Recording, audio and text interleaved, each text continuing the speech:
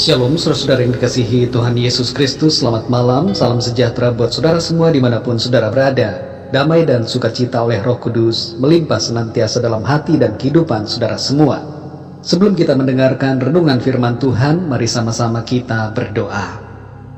Bapa kami yang di surga, Bapa yang mulia, yang baik dan agung, Bapa di dalam nama Tuhan Yesus Kristus, kami mengucap syukur untuk penyertaan Tuhan di sepanjang hari ini. Kami dapat melalui hari ini semuanya karena kemurahan Tuhan. Kami bersyukur untuk malam hari ini. Kami ada karena anugerah-Mu. Pada saat ini Tuhan, kami rindu untuk mendengarkan sabda firman-Mu. Layakkanlah kami, kuduskan kami di hadapan-Mu, supaya kami dapat menerima dan mengerti kebenaran firman-Mu yang kudus. Terima kasih ya Tuhan. Dalam nama Tuhan Yesus Kristus, Tuhan dan Juru Selamat kami berdoa dan mengucap syukur. Haleluya, amin. Saudara yang dikasihi Tuhan, ayat renungan kita pada saat ini terdapat di dalam Ayub 38 ayat yang pertama. Tertulis demikian, maka dari dalam badai Tuhan menjawab Ayub. Sekali lagi saudara, maka dari dalam badai Tuhan menjawab Ayub. Saudara yang dikasihi Tuhan, ada sebuah kisah tentang seorang bangsawan Jerman yang tinggal di sebuah istana di atas sebuah bukit di pinggir sungai Rhine. Ia sangat menyukai musik dan ia mendapatkan ide untuk memasang kawat-kawat di antara dua menara kastilnya dengan harapan agar kalau ada angin yang melewati kawat itu akan tercipta bunyi nada-nada yang harmonis. Tapi angin yang melewati kawat-kawat itu sayangnya tidak pernah menghasilkan bunyi apapun. Suatu kali terjadi badai di daerah itu. Badai yang dahsyat itu menerpa istana sang bangsawan. Ia menjenguk dari jendela hendak melihat badai yang terjadi.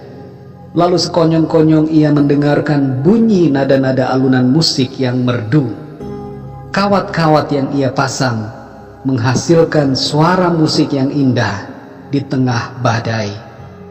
Saudara yang dikasihi Tuhan, ketika keadaan tenang dan normal, seringkali kita tidak dapat mendengar suara Tuhan. Bukan karena Tuhan tidak berbicara, tapi sering karena kita tidak peka. Namun ketika keadaan hidup kita dilanda oleh badai masalah dan persoalan, seringkali pada saat itulah kita mulai dapat mendengar, bahkan mengenal Tuhan lebih dalam. Dalam Ayub 38 ayat yang pertama ini dikatakan, maka dari dalam badai Tuhan menjawab Ayub.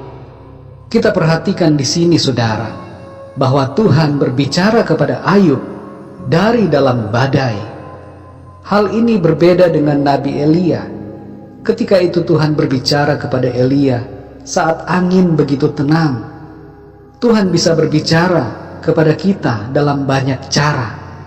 Dan di sini Ayub mengalami perjumpaan pribadi dengan Tuhan. Dia mendengar suara Tuhan dari dalam badai.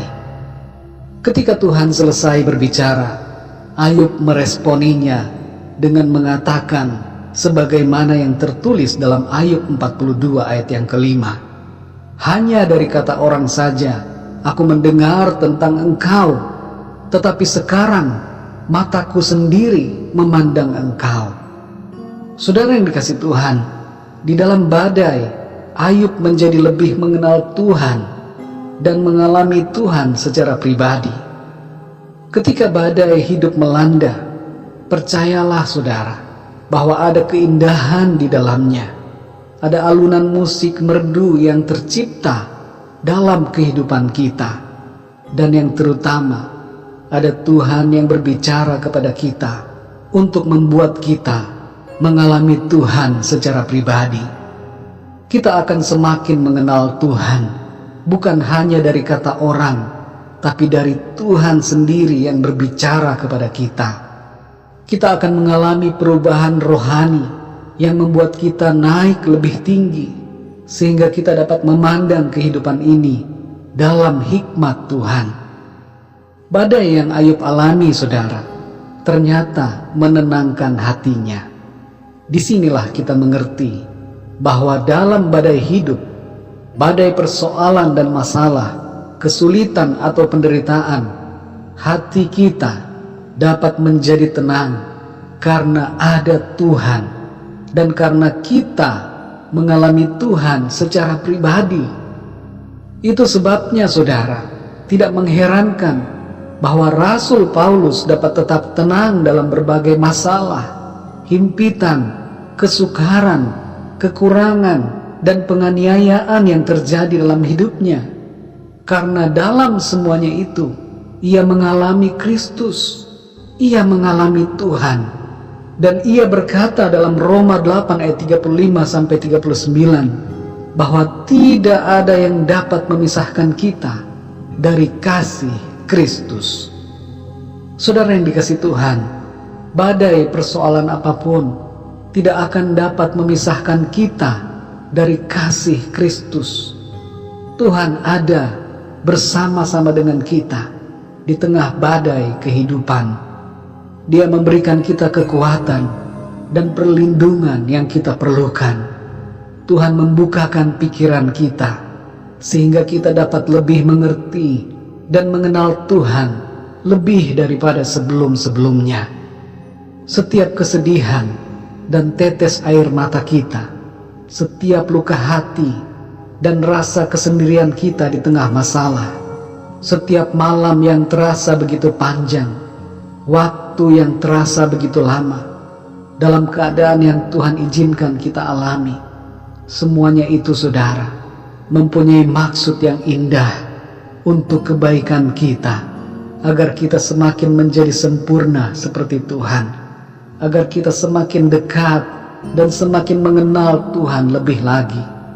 Saudara yang dikasihi Tuhan, kalau saat ini saudara mengalami badai-badai dalam kehidupan saudara, mulailah belajar untuk mendengar suara merdu dari Tuhan, dan alamilah Tuhan secara pribadi, supaya lewat badai ini, saudara bukan hanya mengenal Tuhan dari kata orang, tapi saudara mengenal Tuhan secara pribadi. Ini yang penting, saudara. Kenal Tuhan secara pribadi. Bukan hanya dari kata orang, bukan hanya kata pendeta, bukan hanya kata hamba Tuhan, bukan kata orang tua saudara, bukan kata keluarga saudara, tapi saudara sendiri mengalami Tuhan secara pribadi dalam hidup saudara. Mari saudara, gunakan waktu yang ada di tengah badai kehidupan. Jangan lewatkan waktu yang indah ini untuk mengalami Tuhan dan lebih lagi mengenal Tuhan Yesus secara pribadi.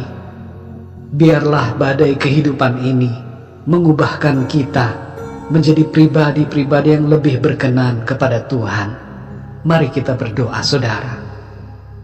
Bapa kami yang di sorga, Bapa di dalam nama Tuhan Yesus Kristus, kami sungguh mengucap syukur untuk firman-Mu malam hari ini, yang menyadarkan kami bahwa setiap badai dalam kehidupan kami ada maksud yang indah yang Tuhan rancangkan untuk diri kami. Kami dapat mengenal-Mu Tuhan lebih lagi dan mengalami Engkau Tuhan secara pribadi lewat masalah dan persoalan-persoalan yang kami alami.